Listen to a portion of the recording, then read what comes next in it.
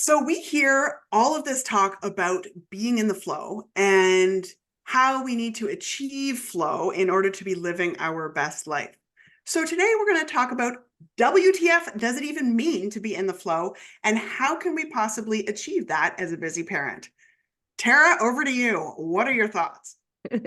Well, my first thoughts are, have you ever felt like people are all saying, get in the flow, and you're the odd one out that's like, get in the flow, get it like you're really trying and you have no idea how to get there, and like everybody else knows and you don't want to ask because it just should be obvious, right? It should be obvious because obviously everybody else is like, yes, I just got in the flow. I got in alignment with myself. And you're like, how does that happen? So that's where I would start is in that space.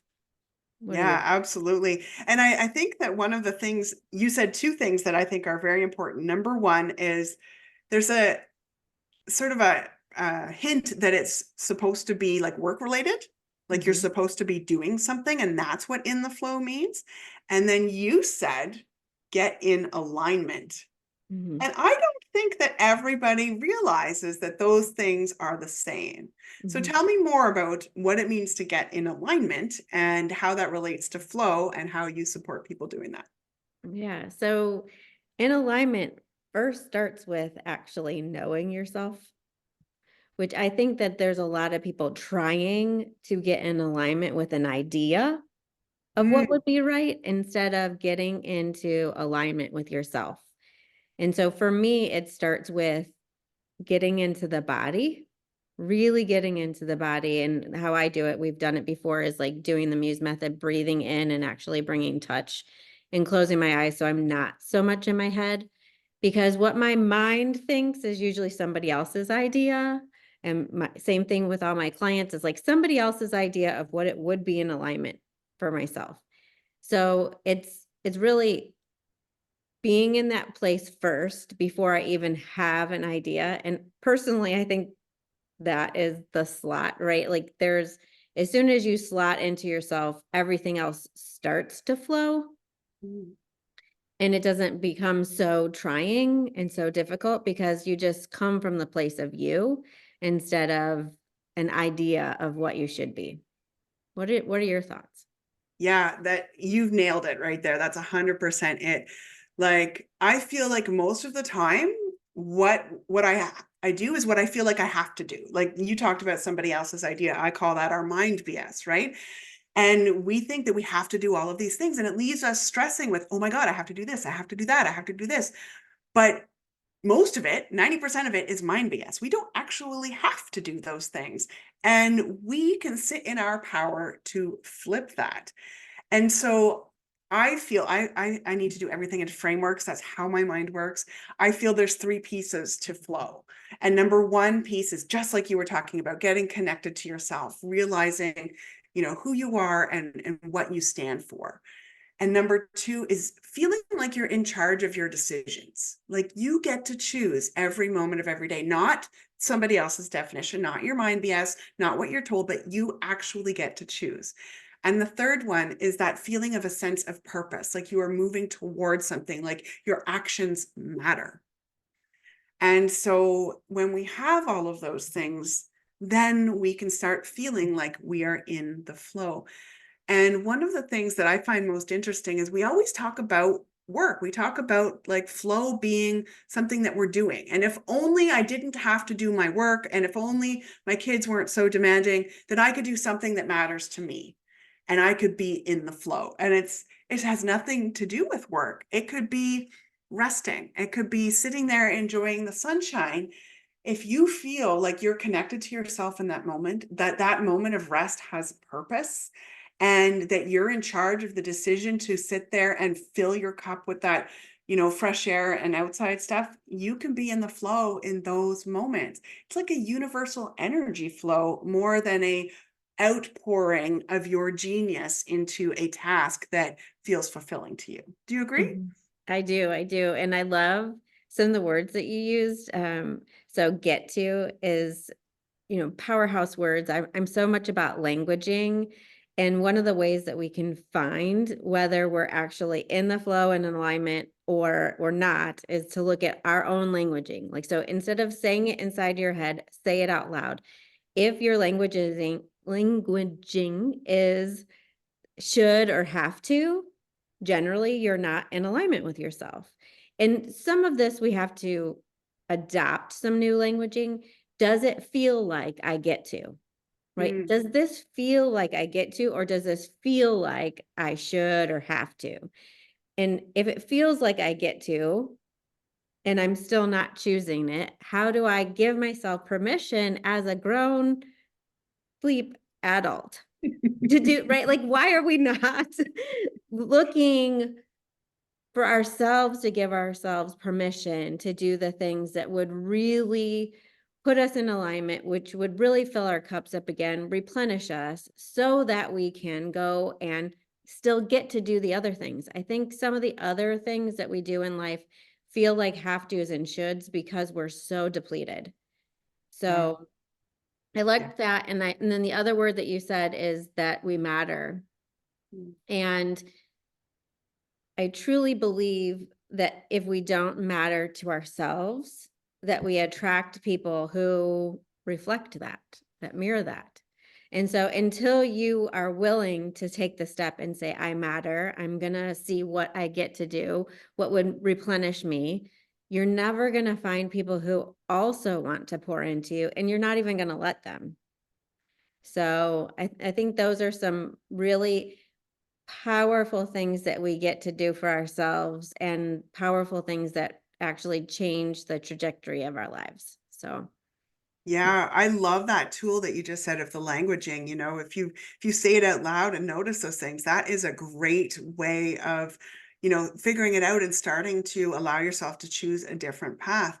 And I think one of the other tools that, can help you start to make those decisions is redefining what success means to you. Mm, And like you said, we have this outside definition of success. We have this mind BS definition of success. Oftentimes, our definition of success includes, things in our career, includes moving up the ladder, it includes being the best parent ever, it includes having it all together or the appearance of having it all together. And if we can just do all of those things, then we are going to be successful. And that leads us to the, oh my goodness, I have to, I have to, I have to, I have to. But is that really our definition of success? Like when we leave this world, how do we want people to remember us? Do we mm, care very much about our promotion or how clean our house was? Or do we care more about our connections mm, and about our long-term relationships with our spouse, with our kids, with ourselves?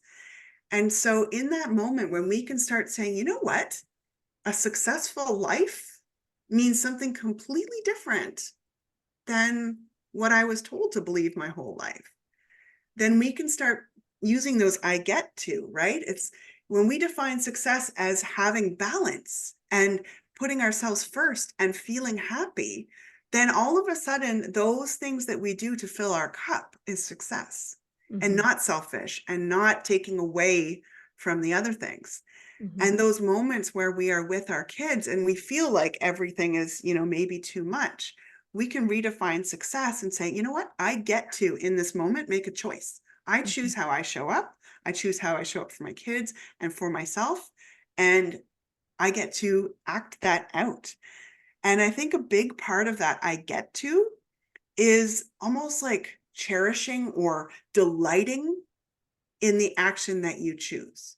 mhm, So if I choose right now to take a break and just go outside and get some fresh air, I know that I have a little piece of mind BS in the back that's saying, okay, finish getting your fresh air. You got to go back in there. Your mhm, kids need you, blah, blah, blah, blah. But if we can shut that off and just say, I am taking care of myself right now. This is part of my definition of success. I chose this action and I have the space to take these 5 seconds and do it and just delight in that. I think that makes a big, powerful shift. And it's probably linked a lot to the languaging that you're talking about. What do you think? Yeah, definitely. I love what you were describing about making that choice. And what I like to say to people is when you make a choice, be careful what you partner the choice with. So often we make a choice and then we partner it with guilt, Oh, right? Like we go take the breath, or we partner it with guilt with hurry, right? And so, or we take the nap, but we didn't actually get any rest because we just guilted ourselves out. But instead, take curiosity, like not even happiness, not even something where that we're like, oh my gosh, it's too hard to attain that. Like just curious of if I choose this, what will happen in that moment and then throughout the day, right? And then the other piece is I think that there's still a lot of people who struggle with redefining success because there's still a perfection in success. Like there's still a, well, okay, so if I'm not, a millionaire, if I'm not got the house, I still want to be this perfect parent. Mm, And it's redefining like if I take myself back and be a kid and did I really want a perfect parent or did I want a parent who was actually filling themselves up and then didn't guilt me out for when they were taking time out for themselves, who responded slower, right? Like who took a breath and said, let me come back to you because instead of biting my head off, or who showed me that it was okay to love on themselves, to prioritize themselves. So I didn't get into adulthood and think, oh my God, the last thing that I want is to be an adult because everybody around me shows me that that sucks, right? That actually showed me that it could be good. I think that we have to go back because sometimes when we put ourselves in the receiver mode, we don't expect everyone else to be perfect, but we would like them to have been a little softer, a little fuller, right? Like, God, it would have been nice to have a parent who wasn't always empty and reacting to me out of emptiness. That helps us to redefine in a really deep manner how we can show up as well. yeah, I think that's a really powerful reflection about what success means and what our kids need, Mhm, and what we need as a human and what we model, like want to model for them, what we mhm, choose to model for them, right? mhm, And it's so interesting that our conditioning and our old programming, because of what our parents modeled, I feel often that I was modeled sacrifice is love. mhm, And those two things are synonymous. If I put all of my needs aside and tend only to you, then that shows that I love you.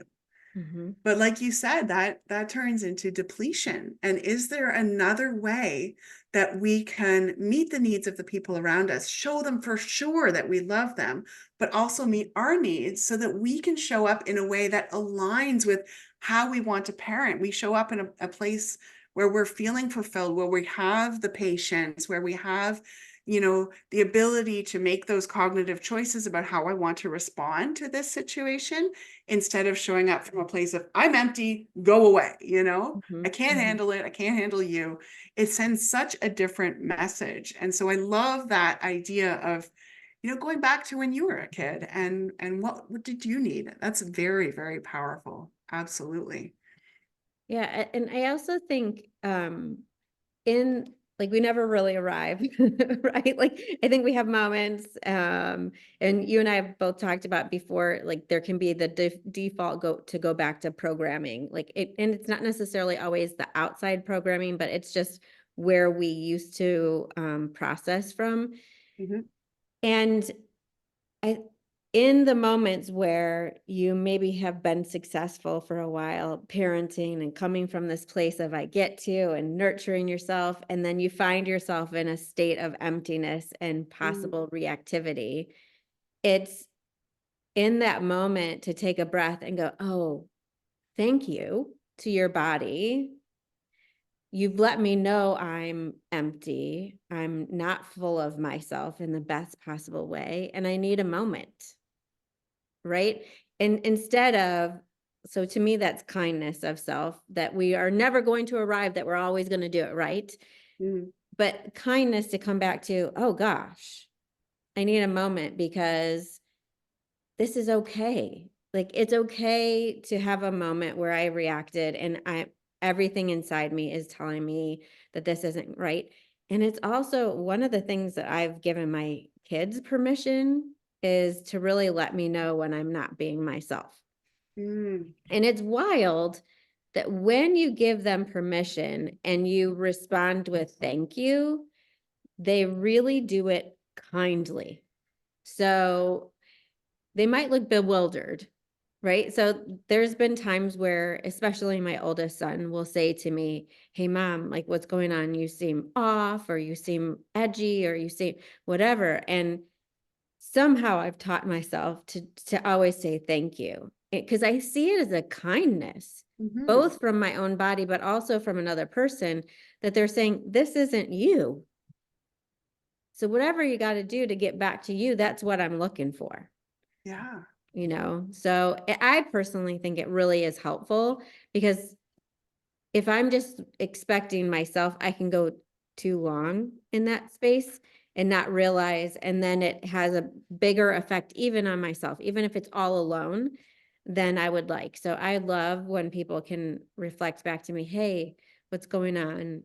And then I always go back to this place of connection with myself. Like, let me just breathe in and connect to me, whatever that is. I don't have a definition because it's always changing.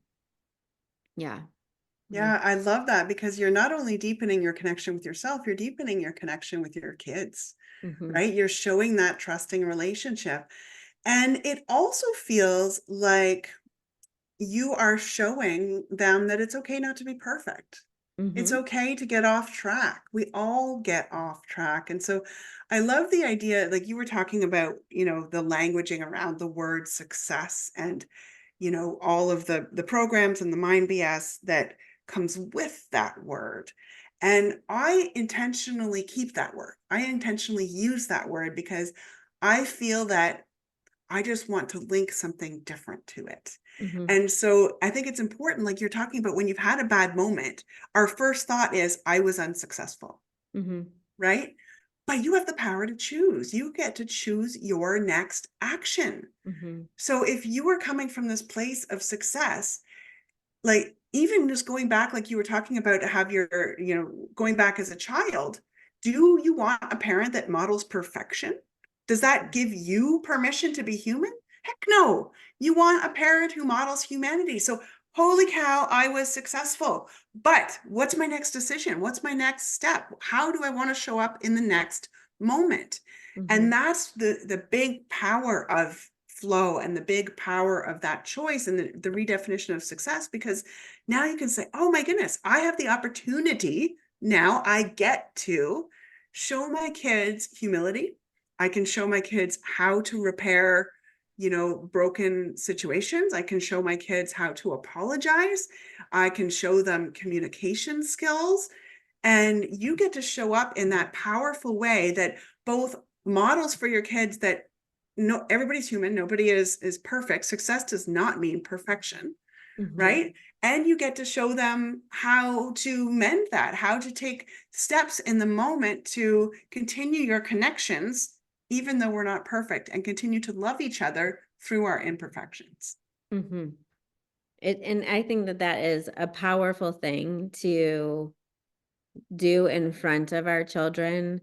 Whether it, I'm sure we have a lot of women that are listening, but also for men, that you get to be emotional, you get to be vulnerable, you get to not know an answer. And in those things, you give another person power because you say, this is not just okay, but it's part of the journey, and there's power in embracing it. And I really believe that our children and our, we have 6 boys between the 2 of us, like, that our boys need to learn that it's really okay from both moms and dads and, bonus parents and everything, that they get to be all those things and that there's power in it. I really believe there's massive healing when we can embody it for our kids. Absolutely, because that they are going to feel those things and that gives them permission to be themselves. They Mhm. don't have to hide parts of themselves anymore. And that allows them to continue as their most authentic self with less and less programming. So, absolutely. Yeah. So, let's go into our last thoughts, final thoughts about WTF does it mean to be in the flow and how can we possibly achieve that as a busy parent?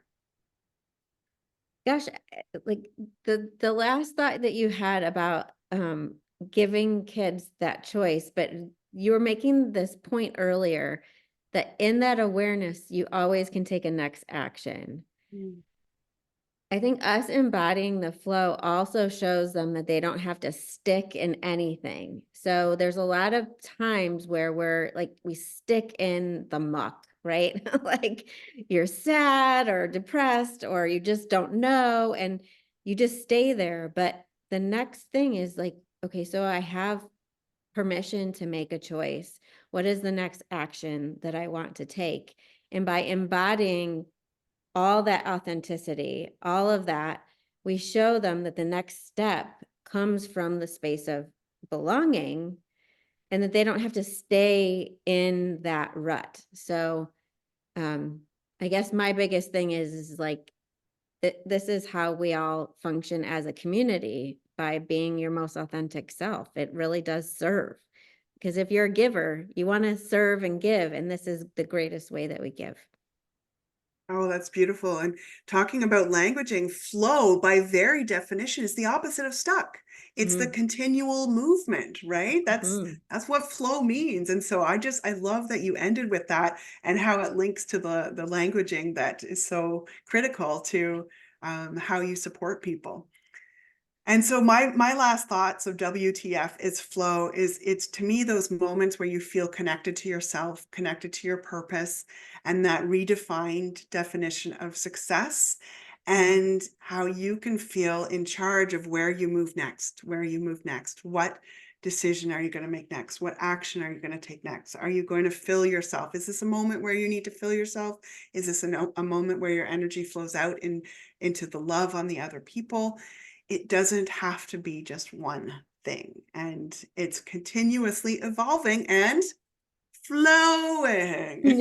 So it's Absolutely. not as hard as it seems to be. It's a moment to moment thing, and it's all about that authenticity and that connecting to yourself. All right, Tara, so how can people find you? Well, the easiest way is on my website, so taramccallum.com. I mean, you can really look up Tara McCallum anywhere, Instagram, Facebook, TikTok these days. There's a little bit on TikTok, which is a little crazy, but how about you? For me, you can find me on my website as well, mindbs.ca. And I have a new quiz on discovering your boundary style. And so that is super fun to see how you can set the most effective boundaries for the way you are and your particular style. So Mhm. thanks for tuning in today, and we will see you next time. Bye. Awesome.